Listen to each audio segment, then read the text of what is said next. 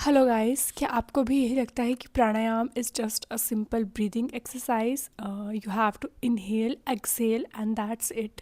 तो अभी तक आप नहीं समझ पाए हैं actually what is the correct method to do it, और इवन आप इसके जो अमेजिंग बेनिफिट्स अचीव कर सकते हैं अगर आप भी रेसिंग थॉट्स या फिर ओवर थिंकिंग या अपने थॉट्स को कंट्रोल नहीं कर पाते हैं। आपके थॉट्स जो है भागते रहते हैं इधर उधर। सो आपने अभी तक प्राणायाम को सही तरीके से नहीं किया है, मैं बोलना चाहूँगी। बिकॉज़ मैं डायरेक्ट हमारी जो योगिक टेक्स्ट है, एंशियंट योगिक टेक्स्ट, या दैट इज़ हठ योग प्रतिविका, उससे मैंने प्रैक्टिस किया and I got some amazing benefits. So मैं आज आपके साथ भी शेयर करना चाहूँगी।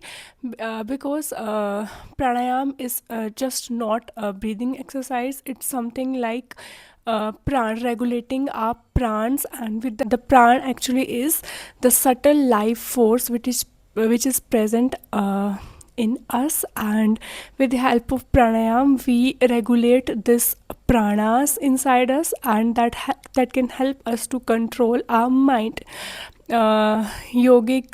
Yogis first, that is why yogis first learned to control their breath, because they know that it is the gateway of controlling your mind. So in this video I will tell you exactly what pranayam is and what is the correct method to do the pranayam, the duration, that in how many days you will start seeing its benefit, and also कि दिन में आपको कितनी बार करना है, कितने cycles करने हैं, all from the ancient Samhitas, and also the precautions for the beginners कि क्या क्या गलतियाँ आपको नहीं करनी है प्राणायाम करते हुए, so that you can achieve it's maximum benefits.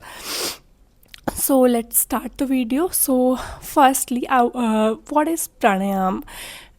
Pranayam is made up of two words, pran, that I have talked about, the subtle life force which is present in us, because of which we are alive. Because when pran left our body, we are dead.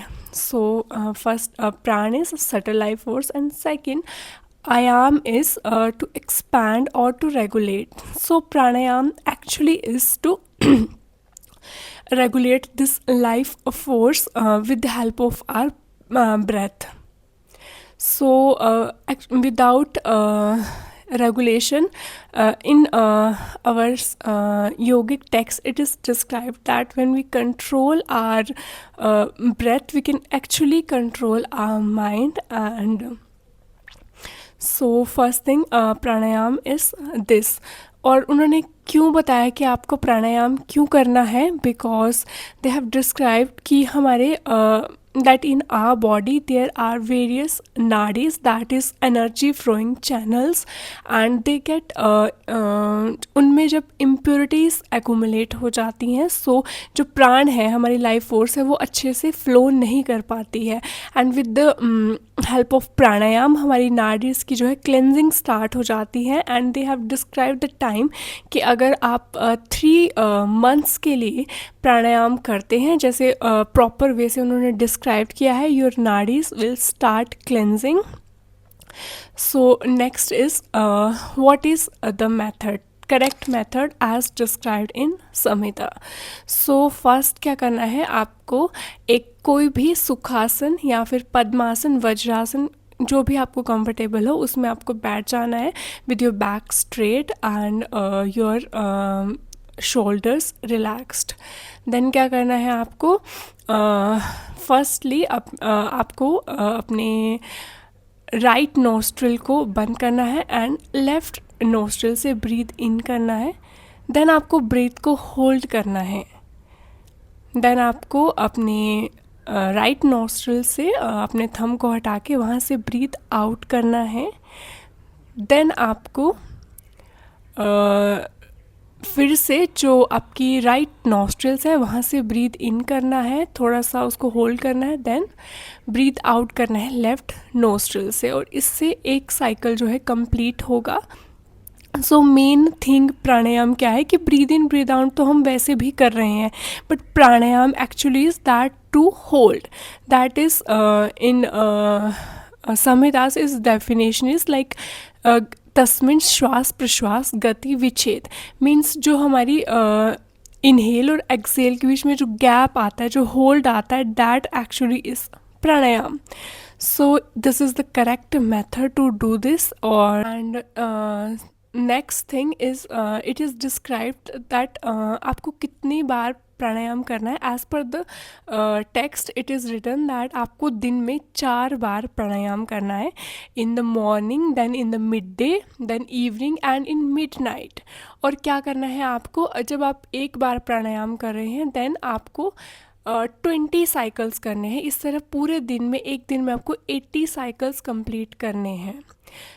This is as per the text, but modern हमारी जो modern life है, हम busy होते हैं, तो इतने ज़्यादा 4 बार करना इज़ नॉट पॉसिबल. तो आप मॉर्निंग में कर सकते हैं, देन आप सोने से पहले कर सकते हैं to get its maximum benefits. Then next is कि what are the precautions. So precaution है, फर्स्टली आपको एम्प्टी स्टमक करना है, देन आपको स्टडी बैठ के प्राणायाम करना है. ऐसा नहीं कि आप चल रहे हैं और आप चलते चलते प्राणायाम करना है, वो भी नहीं करना है. एंड इसका सबसे इम्पॉर्टेंट पॉइंट है जहाँ पे हम गलती करते हैं कि आपको जो है फोर्सफुली जो है अपने ब्रेथ को होल्ड नहीं करना है. सबसे पहला रूल है कि आपको ग्रेजुअली जो है इस प्रैक्टिस को बढ़ाना है, ग्रेजुअली और सेफली जो है जितनी देर आप ब्रेथ होल्ड कर सकते हैं उतनी देर करना है इनिशियली. देन आप धीरे धीरे अपनी प्रैक्टिस को बढ़ा सकते हैं, लेकिन आपको फोर्सफुली अपने ब्रेथ को होल्ड नहीं करना है. So this was the exact method and benefits कि कैसे आपको प्राणायाम को करना है. सो अगर आपको ऐसे ही अगर आपको ये चीज़ इंटरेस्टिंग लगी हो कि कैसे आप एक्चुअली हमारे टेक्स्ट में कैसे डिस्क्राइब्ड है कि प्राणायाम को कैसे करना है.